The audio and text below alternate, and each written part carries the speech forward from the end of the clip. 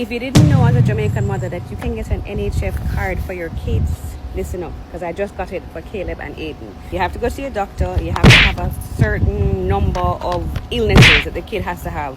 A common one is asthma, ADHD. So your doctor writes up the application form, and then you come to the towers in New Kingston and you have to apply. But before you apply, which is a pretty straightforward process once you're here, your kid needs a TRN number. I did not know this.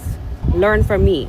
Before you come to NHF, get your kid a TRN number. Yes, that stands for tax registration number, and yes, it's for a minor. Go to the tax office with the kid's passport, birth certificate, and your ID, and you apply for the TRN. Once you have the TRN, now you can come back to the towers and get your kid an NHF card. And last point I learned, kids up to the age of 18/19 technically get double the coverage. So it's worth it. Go and apply for your NHF card for your kid today if you didn't know. You're welcome.